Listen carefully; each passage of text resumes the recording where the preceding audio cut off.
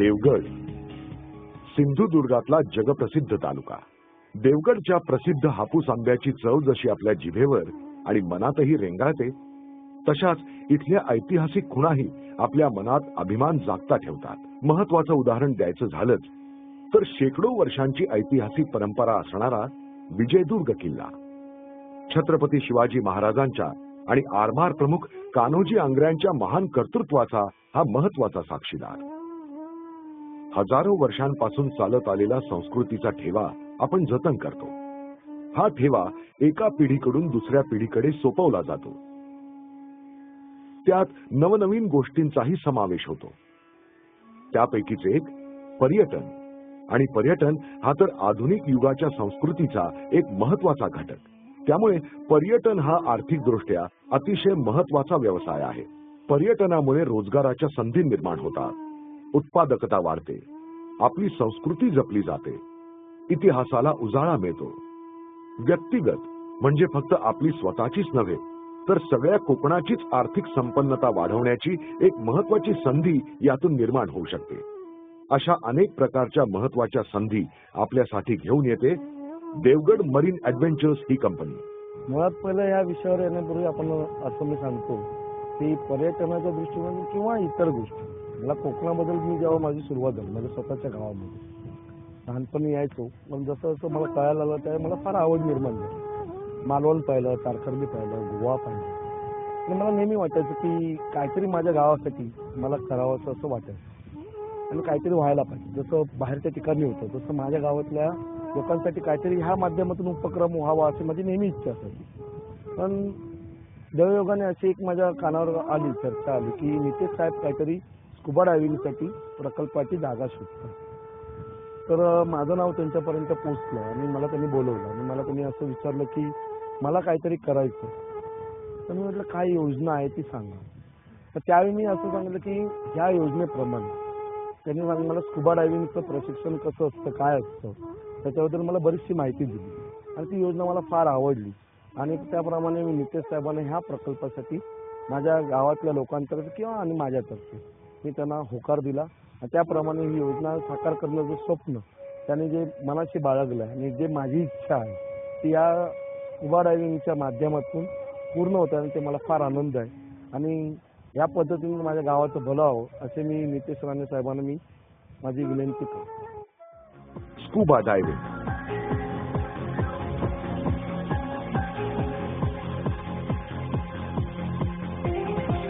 Snorkelling,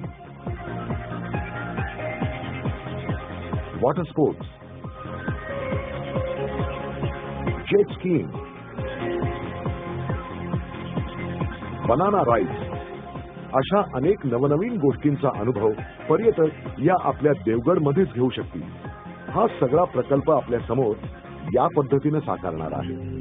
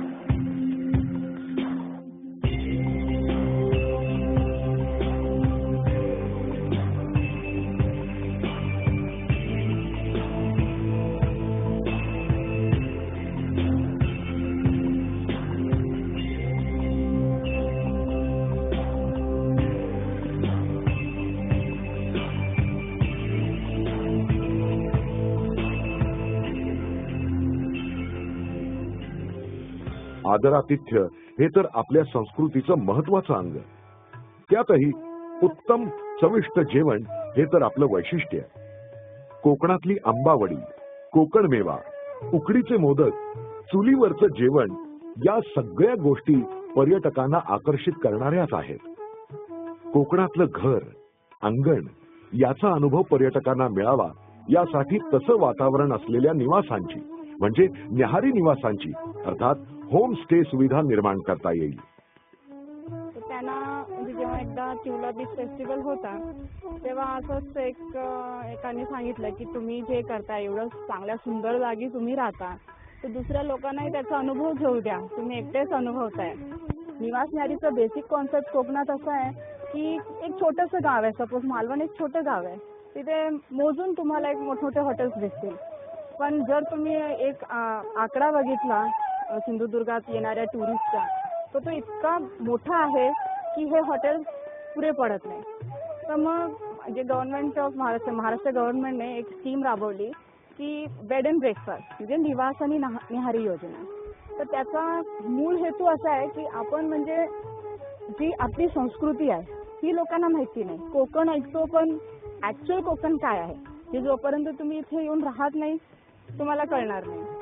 तर त्यांची अशी स्कीम होती की तुम्ही तुमच्या घरातलेच काही रूम अवेलेबल करून द्या एक पेइंग गेस्ट म्हणून, आणि आपण कसे राहतो म्हणजे हॉटेलसारखं नाही, घरी आपण कसं राहतो, आमची राहणसहान कसं, आम्ही काय बनवतो, काय जेवतो, आमचे पदार्थ काय. जसं आता तुम्हाला डोसे इडली तर कुठेही मिळतील साऊथ इंडियन, पण मालवणी हे जो एक नाव आहे, ब्रँड आहे मालवणी फूड, तर ते प्रमोट करायला म्हणून आम्ही इकडचे त्यांना घावणे खायला घालतो किंवा आंबोळी देतो. आमचं जे जेवण आहे ते सगळी घरातलीच लोक बनवतात, त्यामुळे त्याची चव आहे ती प्युअर मालवणी पद्धतीचीच आहे आणि त्याला चांगला प्रतिसाद आहे आणि स्थानिक लोकांना त्याचा रोजगार मिळालेला आहे.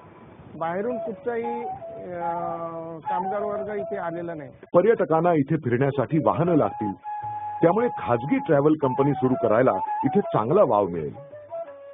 त्याचबरोबर इथल्या तरुणांना विशेषतः महिलांना स्वयंरोजगाराची आणि उद्योजिका म्हणून पुढे येण्याची किती नामी संधी मिळेल. Marine adventures, scuba diving, snorkelling, water sports, jet skiing, banana rides या सुविधा जशा अंदमान, पटाया, ऑस्ट्रेलिया या ठिकाणी उपलब्ध आहेत तशाच सुविधा देवगडमध्ये आल्यामुळे देशी विदेशी पर्यटक या भागात येतील.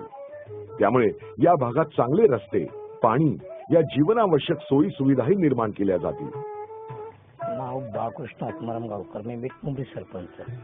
प्रथम मी माझ्या मुंब्रा देवीला वंदन करून या ठिकाणी स्कुबा ड्रायव्हिंग संदर्भात आपण मला विचारतात. या स्कुबा ड्रायव्हिंग बद्दल आधी प्रथम माहिती करून मी आपल्याकडून घेतलेली आहे. पण गावामध्ये जर स्कुबा ड्रायव्हिंग झाली तर या माहीत मुंबरी गावाचा पर्यटनच्या माध्यमातून इथे विकास होईल आणि विकास जो करण्यासाठी हे आपले आमदार, विधानसभेचे आमदार नितीश राणे यांच्या माध्यमातून ह्या ठिकाणी हा पर्यटनासाठी आणि हा स्कुबा ड्रायव्हिंग हा विषय इथे उपलब्ध करून घेण्यासाठी त्या लोकांनी काही परिश्रम घेतलेले आहेत आणि त्या परिश्रमातून माझ्यानंतर माझ्याबरोबरती आमदार साहेबांचं माझं बोलणं झालं.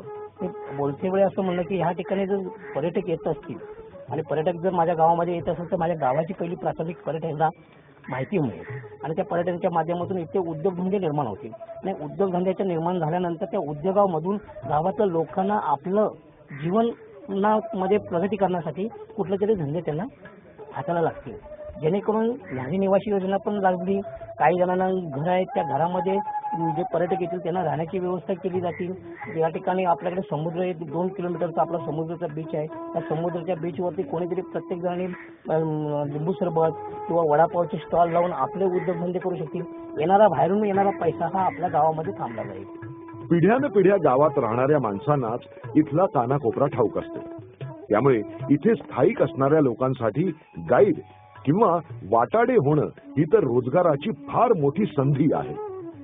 हेच स्थानिक लोक विदेशी पर्यटकांना आपला परिसर, आपला इतिहास, आपली संस्कृती यांची खरी माहिती देऊ शकतात. म्हणजेच टूर ऑपरेटर म्हणून किंवा पर्यटकांशी संवाद साधताना दुभाषा म्हणून काम करता येईल. माझं नाव गणेश पाडगावकर. मी एक सिंधुदुर्ग गाईड म्हणून मी गाईडचं काम करतोय. आतापर्यंत मी मालवणात काम करत होतो. पूर्ण मालवण जे आहे ते पूर्ण मालवण गाईड म्हणजे मालवणात जे पूर्ण पॉईंट आहेत ते पण फिरवतो आणि ऑल सिंधुदुर्ग जिल्हा जो आहे तो पर्यटकांना फिरवण्याचं मी काम करतो. हे आम्ही नितेश राणे यांच्या संकल्पनेतून सिंधुदुर्ग गाईड याच्या माध्यमातून आम्ही काम करत आहोत. तर टुरिस्ट गाईडचा प्रत्येकाने म्हणजे मी मोठाच होईल असं काय, टुरिस्ट गाईड पण चांगले काम करू शकतो.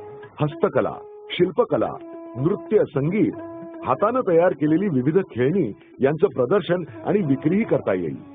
या माध्यमातून स्थानिक लोकांना रोजगाराच्या विविध संधी उपलब्ध होतील आणि आपली कला संस्कृती ही जगाच्या कानाकोपऱ्यात घराघरात पोहोचेल. जे लोक रोजगारासाठी, पैसे मिळवण्यासाठी शहराच्या दिशेनं धाव घेतात त्यांना या देवगडमध्येच रोजगार मिळेल. पहिली गोष्ट म्हणजे सिंधुदुर्ग जिल्हा ज्यावेळी पर्यटन जिल्हा म्हणून घोषित झाला त्यावेळी बरीचशी म्हणजे त्याच्या आधी बरीचशी मुलं, इथली स्थानिक मुलं मुंबईला जायची किंवा समजा मोठ्या मोठ्या शहरामध्ये काम शोधायचे. मग त्या कामामुळे त्यांना घरचं ना म्हणजे ना घरी ना कुठे अशा पद्धतीचं काम असायचं. तर ज्यावेळी सिंधुदुर्ग जिल्हा पर्यटन जिल्हा म्हणून घोषित झाला त्यावेळी म्हणजे लोकांना कळायला लागलं की बाबा आपल्याच जागेत आपण रिसॉर्ट बांधू शकतो किंवा एक छोटासा व्यवसाय करू शकतो किंवा एक का होईना खोली आपण भाड्याने देऊ शकतो, रोजच्या रेंटवर देऊ शकतो. त्यामुळे एका बरोबर आणि 4 जणांचा व्यवसाय झाला. म्हणजे जसं की एकाने रिसॉर्ट बांधलं की त्याच्याबरोबर आणि 4 जणांचा व्यवसाय म्हणजे भाजी म्हणा, रोजचे मासे म्हणा, अशा पद्धतीचं थोडं थोडं होत गेलं की देवबाग आता इथपर्यंत पोहोचलेलं आहे. आपणच आपल्या जागेची माहिती द्यायला मिळते आपल्याला, म्हणजे ती आवडीने आपण देऊ शकतो. आणि ज्या रसिकतेने आपण सांगू ना, आता समजा मोस्टली मला एक गेस्ट मिळाला, त्या रसिकतेने सांगू, त्या रसिकतेने तो ऐकेल.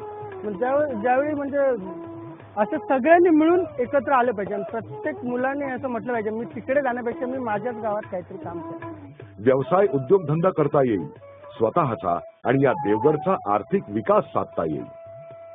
जगाच्या नकाशावर महत्वाचं पर्यटन स्थळ म्हणून देवगड हे नाव ठळकपणे दिसू लागेल. ही नामी संधी देवगड वासियांसाठी घेऊन येत आहेत आपले लाडके आमदार श्रीयुत नितेशजी राणे. नमस्कार. 1999 ला सन्मान्य राज्याचे माजी मुख्यमंत्री नारायण राणे साहेबांनी आपल्या सिंधुदुर्गासाठी किंबहुना आपल्या कोकणासाठी भविष्याच्या दृष्टिकोनातून एक अतिशय महत्त्वाचा निर्णय घेतला होता.